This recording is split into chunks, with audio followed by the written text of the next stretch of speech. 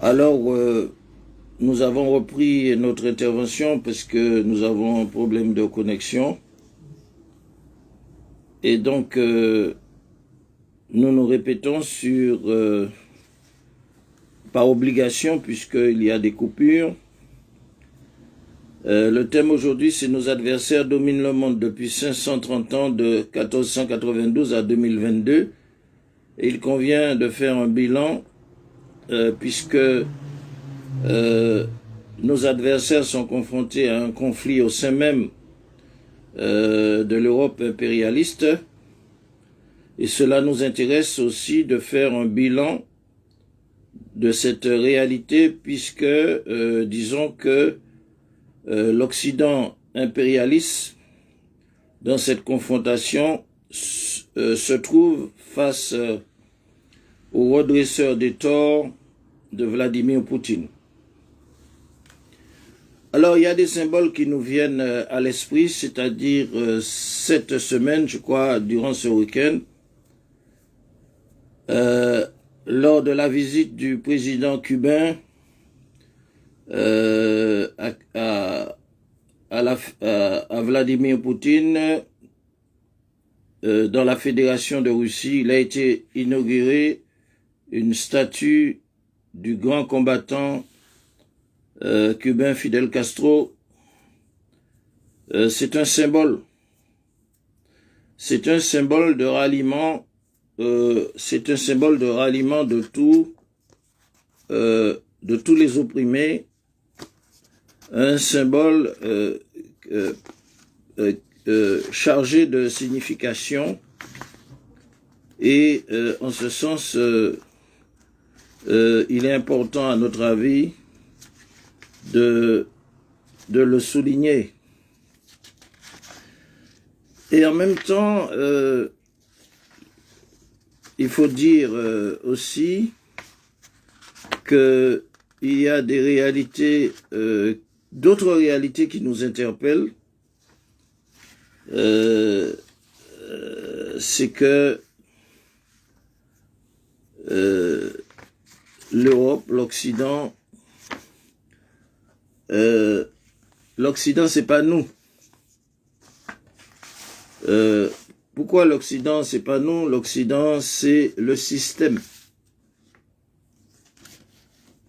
Et justement, nos adversaires constituent le système. Alors, c'est la raison pour laquelle, quand on parle du système, il faut voir d'abord la nature du système. C'est un système qui est un système opposé à la créature, opposé à la création, opposé au divin. Et ce système symbolise l'hérésie du capitalisme. Il faut définir le système comme l'hérésie du capitalisme parce que à travers le message politique des prophètes depuis Adam en passant par Moïse, Jésus et le dernier Mohammed, eh bien le système est mis à l'index. Le système est, on va dire, le système est condamné. Pourquoi le système est condamné? C'est pour non seulement par rapport à ses ambitions de contrecarrer l'humanité, de contrecarrer tout ce qui est de l'ordre moral, mais le système a été condamné dans les révélations divines, dans toutes les révélations de tous les prophètes, par rapport à sa nature, on va dire, sa nature capitaliste. Et c'est en ce sens que on peut dire que nos adversaires qui dominent le monde depuis 530 ans, de 1492 à 2022, leur visée, leur ambition principale, c'est d'instaurer et de faire perdurer sur la planète un système injuste, un système inique, qui est le système capitaliste. Et nous allons rappeler que sous l'autorité de Al-Ghazali, qui nous dit que la politique, elle vient des livres révélés, des sentences des prophètes anciens, et la politique consiste à régler. La politique, c'est l'outil divin pour régler les problèmes de gouvernement sur la terre, par les hommes et pour les hommes. Et c'est en ce sens que, dans les révélations divines, eh bien, le fondement même du système capitaliste a été prohibé. Nous avons des sources à cet effet. Nous avons un savant irakien qui s'appelle Mohammad Baqir Sadr, qui nous parle de l'économie. Baqir Sadr nous parle de l'économie et il nous indique le système de malfaisance du capitalisme, et je vais citer quelques passages du livre du savant irakien Baqir Sadr, qui nous parle du système capitaliste. Alors Baqir Sadr nous dit, il nous parle dans un de ses passages dans son livre L'école musulmane, l'homme contemporain et le problème social. Je rappelle que Baqir Sadr, Mohammad Baqir Sadr, c'est le père, c'est le grand-père de Moqtada Sadr, qui a été assassiné, ainsi que sa femme, par le racialiste bassiste Saddam Hussein, qui a été pendu d'un juste sort, parce que Allah subhanahu wa ta'ala, il dit wa maqaru wa maqallahu wallahu khayrul makirina. Tous ceux qui complotent contre Dieu, Allah complote contre eux, et Allah nous dit qu'il est le plus dangereux des conspirateurs. Donc je ne peux citer les paroles de Baqir Sadr, de Al-Baqir Sadr, ce savant iranien, et ce savant irakien, qui a écrit l'école musulmane, l'homme contemporain, le problème social, sans donner aux internautes des informations sur Baqir Sadr, qui a été assassiné par Saddam Hussein, raciste, porteur de l'idéologie bassiste et un génocideur des peuples kurdes, et donc qui n'est pas une référence, mais pour l'histoire et la vérité, nous disons que en fait Mohammad Baqir Sadr, le grand-père de Moqtada Sadr, c'est un grand savant qui a beaucoup écrit. Il a écrit des œuvres très importantes. Il a parlé de l'économie dans la société. Là, nous avons en référence son livre L'école musulmane, l'homme contemporain, le problème social. Et il nous parle en ces termes de la démocratie capitaliste. Il nous dit, je cite, commençons par le régime démocratique capitaliste. Ce régime, nous dit Baqir Sadr, abolit une certaine forme d'injustice dans le domaine économique écarter la dictature en politique et dépasse l'inertie de l'Église et de la vie industrielle pour passer l'autorité et les rênes du pouvoir aux mains d'une nouvelle catégorie gouvernante qui, ayant remplacé l'ancienne, le jour même, a remplacé l'ancienne et a joué le même rôle d'une autre manière. Voilà ce que nous dit le savant Bakr Sade lorsqu'il nous parle de la démocratie capitaliste. Il nous dit que la démocratie capitaliste est fondée sur la confiance totale de l'individu dont les intérêts personnels eux-mêmes garantissent ceux de la société dans tous les domaines. L'idée d'État dans le système capitaliste vise à protéger les individus et leurs intérêts. Elle ne doit pas outrepasser les limites de ce but par ses activités et dans les domaines de son action. Toujours, Mohamed Al-Bakr Sade nous dit: le régime démocratique capitaliste se résume par la déclaration de 4 libertés. Il cite liberté politique, liberté économique, liberté intellectuelle, liberté individuelle. Concernant la liberté politique, il nous dit que cette liberté fait de sorte que chaque individu aurait son mot à dire en ce qui concerne la vie publique de la nation, ses plans, ses lois. Je continue.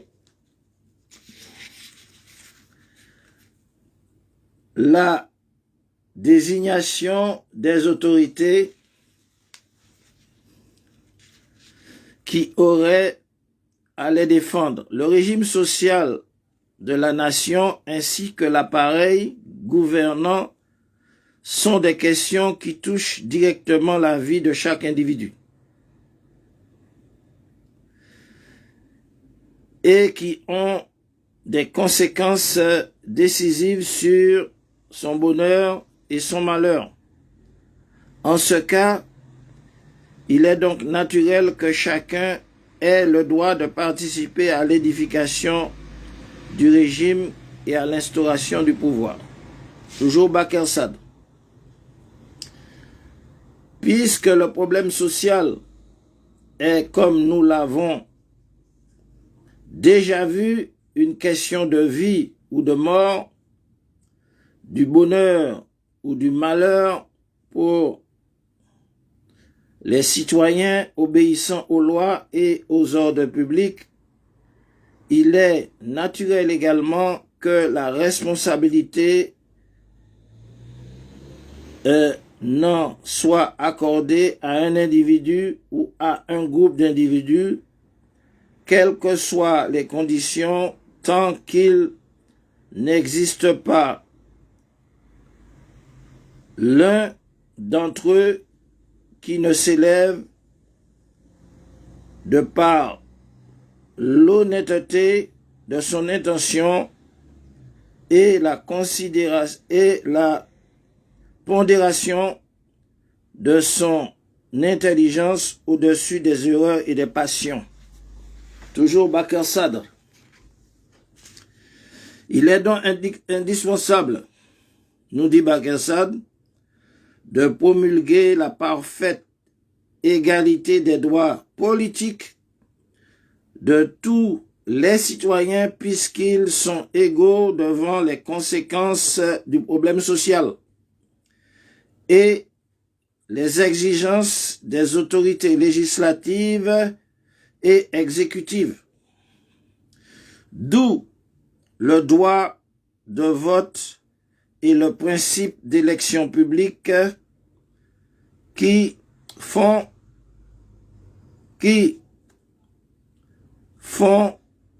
intellectuels et individuels.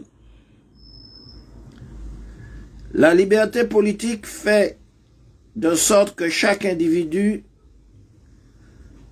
aurait à dire son mot en ce qui concerne la vie publique de la nation, ses plans, ses lois, la désignation des autorités qui auraient à les défendre. Le régime social de la nation ainsi que l'appareil gouvernant sont des questions qui touchent directement la vie de chaque individu, qui ont des conséquences décisives sur son bonheur et son malheur. En ce cas, il est donc naturel que chacun ait le droit de participer à l'édification du régime et à l'instauration de son pouvoir. Toujours Bakersad, puisque le problème social est, comme nous l'avons déjà vu, une question de vie ou de mort, de bonheur ou de malheur pour les citoyens, obéissant aux lois et aux ordres publics, il est naturel également que la responsabilité n'en soit accordée à un individu ou à un groupe d'individus, quelles que soient les conditions, tant qu'il n'existe pas l'un d'entre eux qui ne s'élève de par l'honnêteté de son intention et la pondération de son intelligence au-dessus des erreurs et des passions. Il est donc indispensable de promulguer la parfaite égalité des droits politiques à tous les citoyens, puisqu'ils sont égaux devant les conséquences du problème social et les exigences des autorités législatives et exécutives, d'où le droit de vote et le principe d'élection publique qui font que l'appareil gouvernant représente dans tous ses pouvoirs et toutes ses sections la majorité des citoyens. La liberté économique, nous dit Bakersad, consiste en la croyance à l'économie libérale sur laquelle repose la politique de la porte ouverte. Il est décidé d'ouvrir toutes les portes dans tous les domaines devant le citoyen. Il est permis de consommer et de posséder les moyens de production qui pourraient constituer des capitaux sans limite. L'individu a une liberté absolue quant au choix des moyens et des voies pour s'enrichir et constituer son capital à la lumière de ses intérêts personnels. Toujours Bakersad qui nous parle du problème social et dans le régime capitaliste. Selon certains défenseurs de cette liberté politique, veut dire la liberté politique du capitalisme,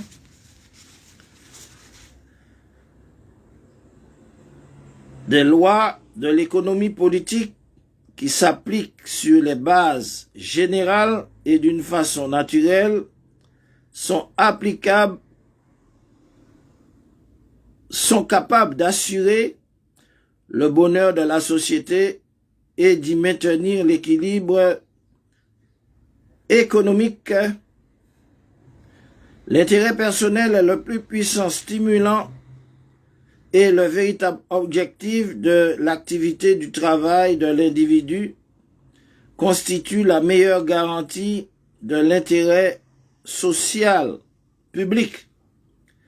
La concurrence qui s'établit dans le marché libre en conséquence de l'égalité en liberté économique des producteurs et des commerçants suffit à elle seule de faire préserver l'esprit de justice et d'équité dans les contrats et les échanges. Les lois naturelles de l'économie interviennent par exemple presque automatiquement pour maintenir le niveau normal des prix lorsque le prix d'un produit s'élève au-dessus de son niveau normal et équitable. La demande baisse par la force de la loi naturelle. La hausse des prix se produit par baisse de la demande. La baisse de la demande entraîne par une autre loi naturelle la hausse des prix pour les ramener à leur niveau normal et faire disparaître l'anomalie. Toujours Bakr Sadr. L'intérêt personnel oblige l'individu à penser toujours à la manière d'augmenter et d'améliorer la production tout en réduisant le coût et les frais. Celle-ci, bien qu'il soit considéré comme une question personnelle concernant l'individu, assure l'intérêt de la société.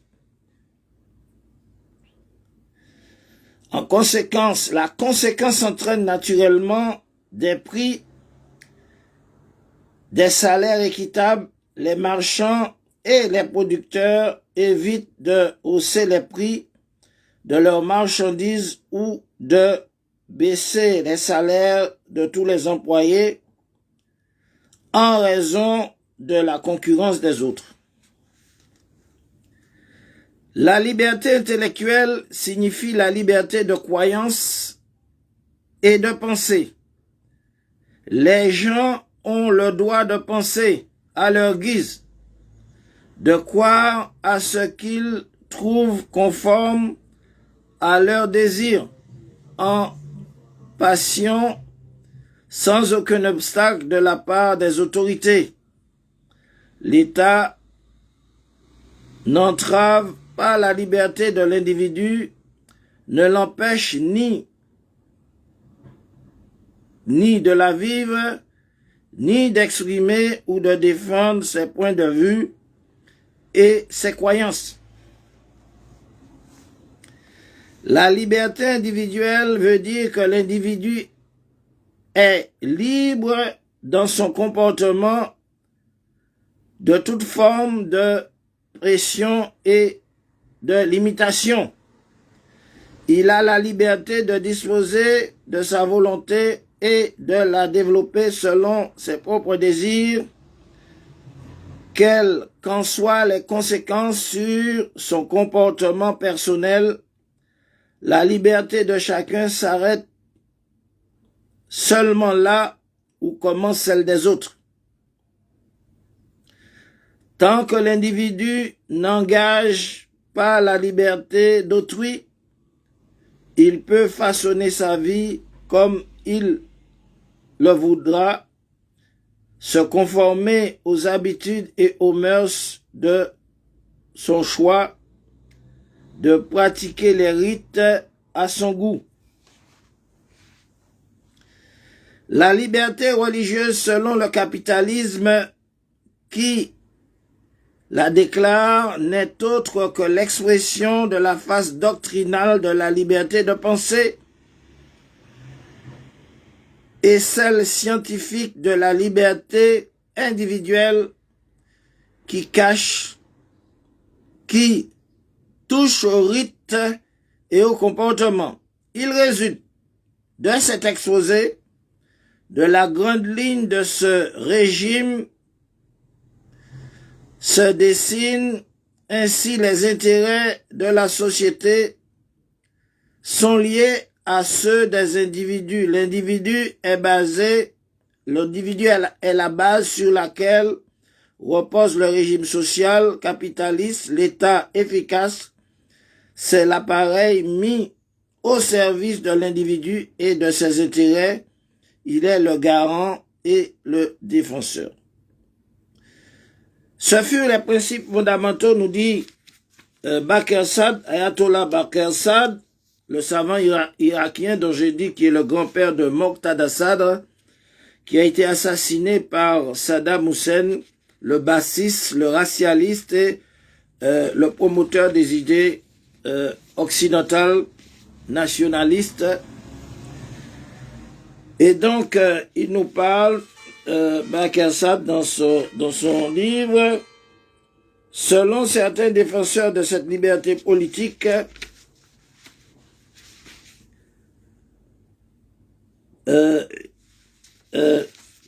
selon les défenseurs de ces libertés politiques, les lois, dit-il, les lois de l'économie politique qui s'appliquent sur les bases générales et d'une façon naturelle sont capables d'assurer le bonheur dans la société, d'y maintenir l'équilibre économique,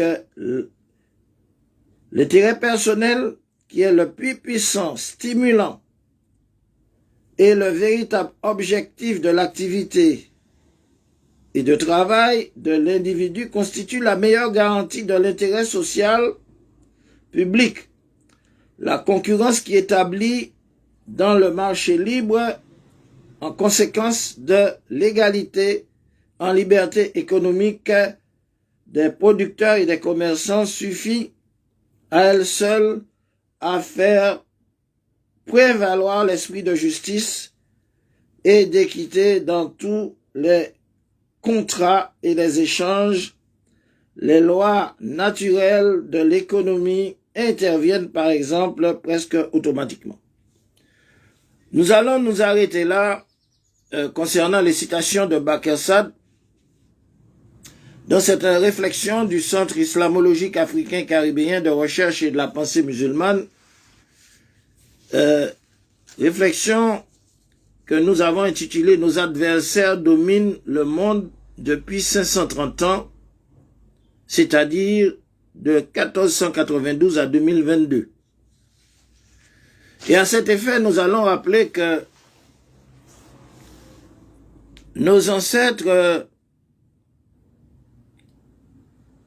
ont dominé pendant 8 siècles, pendant 800 ans, l'Europe occidentale. Nos ancêtres ont établi leur base en Espagne. Nos ancêtres, ils avaient des émirats en Sicile, en Calabre, dans les Alpes, à Poitiers. Nos ancêtres ont établi aussi, comment dirais-je, des sociétés très développées dans l'est de l'Europe, qu'on appelle les Balkans. Et donc, par conséquent, nous disons que nos ancêtres ont civilisé nos adversaires européens en leur apportant des valeurs scientifiques, des valeurs de chevalerie, des valeurs civilisationnelles, des valeurs scientifiques en ce qui concerne l'algèbre, les mathématiques, la chimie, en matière agronomique, en matière de navigation, en toute matière. Et il faut se rappeler que lorsque nos adversaires nous trompent en nous faisant croire que le Moyen-Âge c'était une période sombre, eh bien ils nous mentent parce que c'est à partir du Moyen-Âge, ce n'est pas à la période hellénique, puisque c'est là que nos adversaires occidentaux se réfèrent pour camoufler le camouflet qu'ils ont reçu pendant 8 siècles de domination de nos ancêtres, les héritiers des prophètes. Nos ancêtres musulmans, arabes, berbères, africains ont dominé les Européens pendant 800 ans, 8 siècles, pour les civiliser après que il faut se rappeler que la Rome antique avait envahi leur région du Proche et du Moyen-Orient. Eh bien, la contre-attaque de nos ancêtres leur a permis, à l'avènement mohammadien, après l'avènement mohammadien qui va détruire les empires roumains, byzantins, perses, et qui va gérer la Palestine, eh bien, c'est dans une forme de contre-attaque, de riposte, que nos ancêtres vont occuper pendant 800 ans, je répète, 8 siècles l'Europe pour les civiliser. Et pour faire diversion, l'Europe, dans son histoire, a parlé du Moyen-Âge comme une période sombre. Une période sombre, évidemment, pour eux, pour la civilisation dégénérée occidentale, que nos ancêtres ont régénéré par la science, le savoir, la connaissance, puisque c'est à cet effet que l'université a été créée, et l'université a été créée à partir du temple mohammadien qu'on appelle la mosquée. Et donc, l'université de Montpellier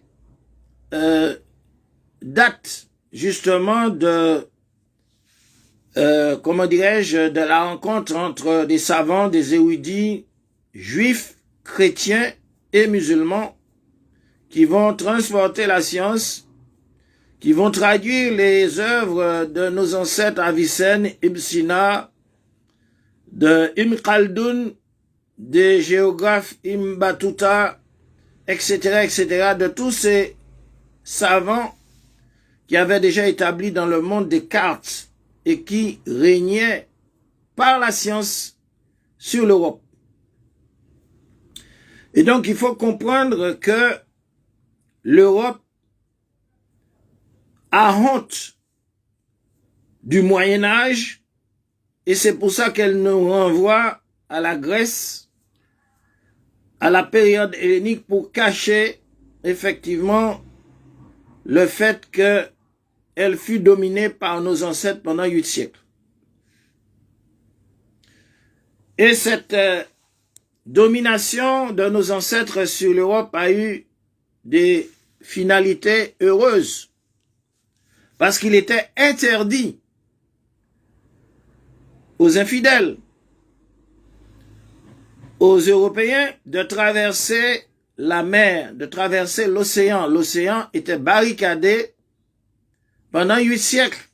Cela veut dire qu'ils n'ont pas pu avoir accès ni à l'Inde, ni à l'Afrique, ni à l'Amérique, qui était sous la vigilance, l'Afrique et toutes les régions étaient sous la vigilance de nos ancêtres, les savants, les héritiers des prophètes. Donc c'est en ce sens que le Centre islamologique africain caribéen de recherche et de la pensée musulmane effectue ce rappel aux vivants pour réveiller ce que l'éducation, imparfaite des universités occidentales ont dévié, ont manipulé, ont désorienté sur la connaissance du monde. C'est un appel aux vivants pour réveiller aussi nos frères caribéens qui sont victimes d'une éducation contrôlée.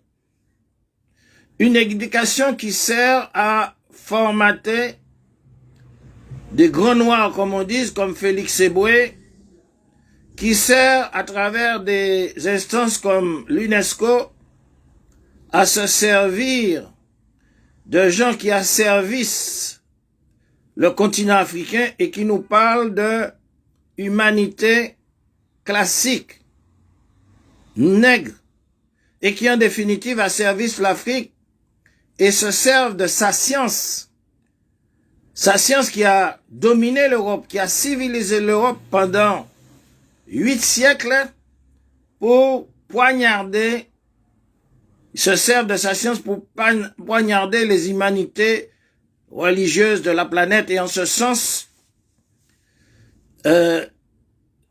pour donner du sens et à l'actualité et au symbole, nous disons que la disparition d'un agent de l'UNESCO en Guadeloupe, eh bien, c'est une bonne chose pour nos peuples, la majorité de nos peuples chrétiens, puisque nous disons que les peuples chrétiens des Caraïbes, de l'Amérique du Sud et du monde doivent, dans un grand effort de réflexion, s'unir à nous pour stopper la domination de nos adversaires qui, depuis leur domination de 530 ans, ils n'ont fait qu'une série de manipulations sous faux drapeau pour exercer effectivement leur contrôle à travers diversions idéologiques, diversions systémiques comme le capitalisme, diversions racialistes comme le racisme, l'aphocentrisme, le kémitisme, de ces grands noirs de la franc-maçonnerie nord-américaine dans notre espace caribéen et sud-américain qui sévissent, et aussi qui ont œuvré à des manipulations occultistes, toujours dans le même objectif, c'est pour installer un système qui a été prohibé depuis les révélations des prophètes, c'est-à-dire le système de l'usure, le système du capitalisme. Et en ce sens, aujourd'hui, notre désir, c'est de parler de la méthodologie de nos adversaires qui ont dominé le monde depuis 530 ans, de 1492 à 2022. C'est de rappeler aussi dans l'actualité des symboles. Dans l'actualité, rappeler les symboles. Parce que cette semaine, le grand Vladimir Poutine a inauguré face au Kremlin une grande statue du grand révolutionnaire Fidel Castro, sud-américain, qui, avec ses compagnons, Che Guevara, Raúl Castro, a organisé une grande révolution et la finalité de cette révolution aboutit à la libération de l'apartheid d'Afrique du Sud, de la Guinée-Bissau d'Amilcar Cabral, de l'Angola d'Agostinho Neto du Frélimo, et que par conséquent, cette statue inaugurée par Vladimir Poutine en Russie de Fidel Castro honore le mouvement de libération panafricain pour distinguer ce mouvement des faussetés orchestrées par les laboratoires de manipulation qui ont créé un faux panafricanisme, un contre-panafricanisme, avec des éléments issus des laboratoires de manipulation pour l'occupation de la pensée, pour l'occupation du terrain. Et donc, par conséquent, à l'heure où cette symbolique inauguration de la statue de Fidel Castro au Kremlin, eh bien, derrière les funérailles de l'imposteur qui a toujours été l'ennemi des chrétiens, l'ennemi de Dieu, l'ennemi des prophètes, eh bien, il y a des, comment dirais-je, des victimes de cette manipulation qui dansent devant les funérailles. Et c'est pour cela que nous allons dire que réciter cette version. Wa makaru wa makarallahu wallahu khayrul makirina. Ils complotent contre le Créateur. Mais le Créateur complote contre eux. Et le Créateur est le plus puissant de ceux qui complotent. Et c'est en ce sens que toute notre concentration doit être dirigée sur nos adversaires qui dominent le monde depuis 1492, qui ont créé des calamités comme l'extinction des peuples autochtones d'Amérique du Nord, les génocides et les décimations des peuples premiers d'Amérique du Sud, les Incas, les Kalinago, les Amérindiens, les Awawaks, les Caraïbes, et qui ont déporté des nôtres, qui nous ont beaucoup aussi menti pour nous dire que c'est Christophe Colomb qui a découvert l'Amérique, alors qu'en réalité c'est notre ancêtre malien Aboubakari II qui a débarqué en Amérique avant Christophe Colomb et qui a développé bien avant la déportation des Noirs, eh bien, qui a développé la civilisation africaine avec les peuples amérindiens aussi, les peuples berbères, les peuples africains. Donc par conséquent, nous allons rappeler qu'à partir de 1492, eh bien, un des objectifs de la manipulation de nos adversaires, a été gradué suivant un process modus operandi, c'est de développer toutes sortes de déviations pour combattre notre Créateur, pour combattre ses prophètes, pour combattre la voie divine. Et donc, par conséquent, notre présence en Amérique témoigne du fait que ils ont opéré des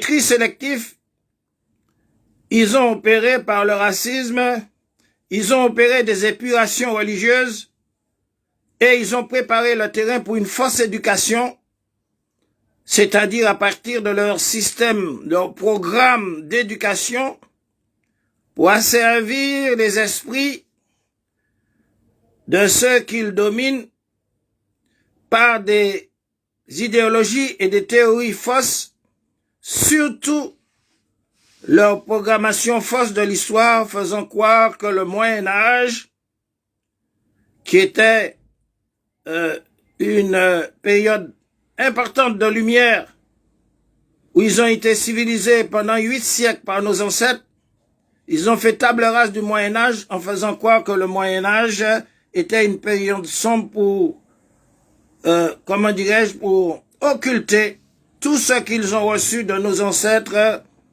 les héritiers des prophètes, les érudits, les savants, les détenteurs de la science, et que par conséquent, dans les dernières colonies, ils ont créé la première secte qui a été créée, c'est celle de l'éducation coloniale. L'éducation julférienne et luciférienne. Et crescendo, ils ont, comment dirais-je, articulé leur combat contre le Créateur, contre la prophétie, contre le mouvement prophétique, contre l'islam, en créant toutes sortes de calamités qui vont s'échelonner, la divulgation des stupéfiants, de la drogue, pour dans nos régions des Caraïbes et d'Amérique du Sud, pour obnubiler le cerveau de la jeunesse, tout ça pour contrecarrer l'islam. Ensuite, ils ont créé par la musique, par l'engouement, comment dirais-je, par l'engouement de la musique, une déviation de la musique en rapport avec la logique des pratiques sectaires. Et ensuite, ils vont à partir avec cette préparation de terrain pour l'addiction, pour les déviations, ils vont développer des idéologies racialistes qui vont prendre pied en Martinique, en Guadeloupe, et que par conséquent, la réalité est que toujours le système, à travers ses, à travers ses masques, à travers ses stratégies, mène un même combat contre nos ancêtres qui pendant 800 ans les ont civilisés à partir de l'Espagne et les ont apporté le savoir, et que toute la stratégie de l'Occident, eh bien, consiste à s'opposer au Créateur, à s'opposer au prophète par tous les moyens, par tous les symboles, par toutes les stratégies, et en ce sens, beaucoup de nègres sont au service du système, consciemment ou inconsciemment, et que par conséquent, c'est pour cela que nous disons que aujourd'hui, après 530 ans de domination, 530 ans de domination, nos adversaires sont aux prises aujourd'hui au verdict. C'est-à-dire l'assassin est toujours sur les lieux de son crime, et que par sa puissance, la divinité a fait que nos adversaires sont confrontés au sein même du continent européen aujourd'hui à des pressions, et nous pouvons penser que les pressions que subissent actuellement nos adversaires occidentaux sur le sol même de l'Occident, ces pressions sont-elles analogues aux pressions qu'elles ont subies pendant 8 siècles, qui leur a créé un grand traumatisme, qui les a affaiblis pour qu'ils soient, pour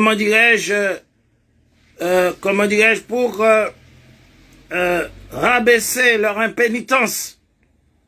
Et donc, par conséquent, nous disons que il faut faire un bilan des pressions que l'Occident impérialiste subit, parce que pour nous, ces pressions subies par l'Occident aujourd'hui même,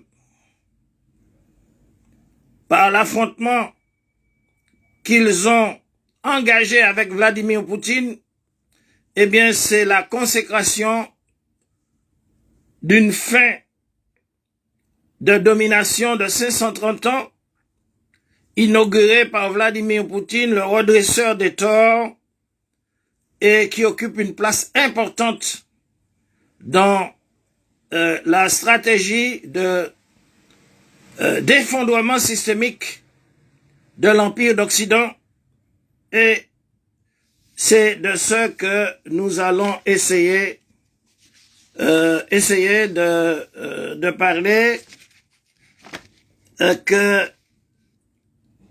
comment dirais-je, nous disons que les partisans du diable, eh bien, le feu est dans le camp du diable. Le feu, aujourd'hui, est dans le camp du diable. Même si ceux qui sont dans le camp du diable, en Guadeloupe, dansent devant l'enterrement. Et donc, le fait que le feu soit dans le camp du diable, c'est déjà une étape annonciatrice de l'effondrement systémique. Et donc, par conséquent, l'Europe occidentale vit aujourd'hui, d'après nous, une réalité comme elle a vécu sous la domination de nos ancêtres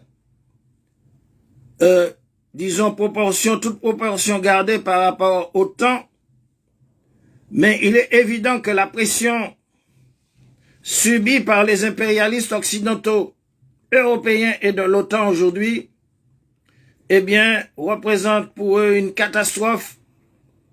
Et donc, il y a une réalité d'effondrement systémique parce que aujourd'hui, nos adversaires occidentaux qui dominent le monde depuis 530 ans sont confrontés à un écueil majeur, à une étape où ils ne pourront pas franchir sans hypothéquer leur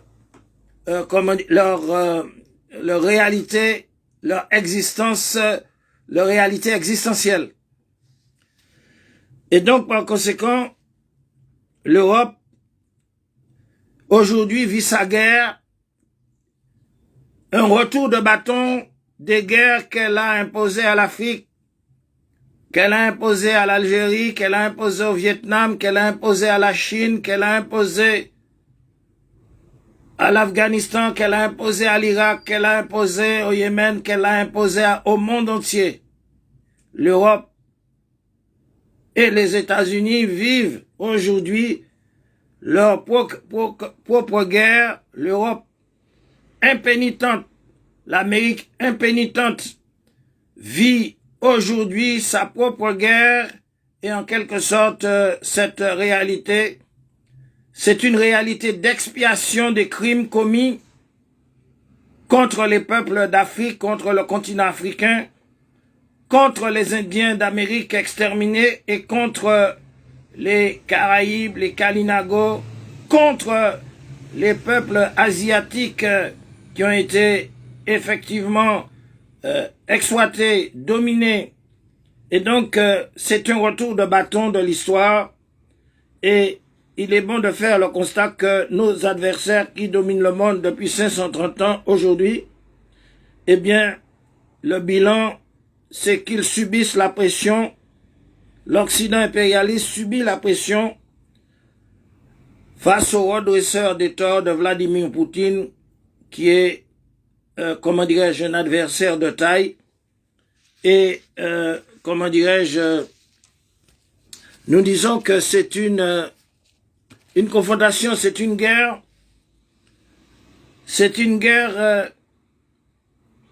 qui devrait aboutir à l'effondrement du système capitaliste. Parce que les capitalistes hégémoniques, racialistes, soi-disant les peuples élus qui doivent dominer le monde, eh bien, ils sont en conflit avec le Créateur qui a interdit la pratique de l'usure. C'est-à-dire, la pratique de l'usure, c'est le système, symbolise le système capitaliste, où une oligarchie, quelques familles, accaparent les richesses de la planète, dévolues par le Créateur pour tous les êtres humains, quelle que soit leur race, quelle que soit leur zone géographique où ils sont domiciliés, quelle que soit leur religion.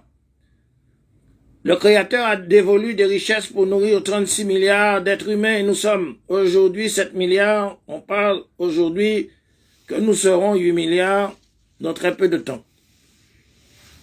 C'est une grande injustice que les révélations divines, que les prophètes anciens, que tous les messagers divins ont condamné, et c'est la raison pour laquelle ils se sont opposés aux pharaons, ils se sont opposés aux imposteurs, ils se sont opposés aux tyrans qui, depuis le début de l'humanité, voulaient contrôler par le système capitaliste, le système impérial, le système de l'usure, l'économie mondiale, par un système que le Créateur, dans toutes ses révélations, des révélations aux prophètes anciens, des révélations à Jésus et des révélations consacrées par le dernier prophète Mohammed, eh bien, des indications consacrées dans ces livres du rejet du système de l'usure. Qu'est-ce que c'est que l'usure? L'usure est basée sur un système de caste, tel que le monde le connaît par les oligarchies, tel que chaque pays le connaît par la domination de ceux qui imposent leurs lois monétaires, qui imposent leurs lois systémiques pour la domination par l'argent. Allah subhanahu wa ta'ala, dans ses révélations, a interdit l'usure. Qu'est-ce que c'est que l'usure? C'est une caste qui s'approprie, comme des brigands, de la totalité des richesses de la planète, qui forment de ces richesses une montagne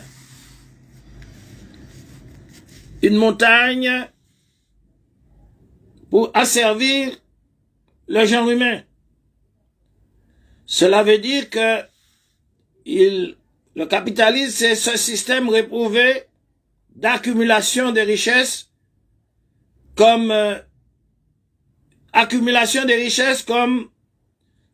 la montagne de l'Himalaya, et que vous aurez des usuriers qui vont, sans faire travailler cet argent qui découle des richesses que le Créateur a dévolues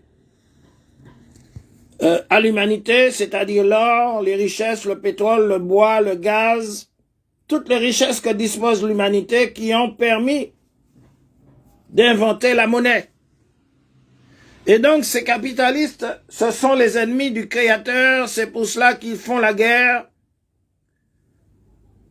depuis le début de l'humanité, c'est pour cela qu'ils sèment la corruption sur terre, et c'est pour ça qu'ils créent toutes les déviations pour tromper le genre humain.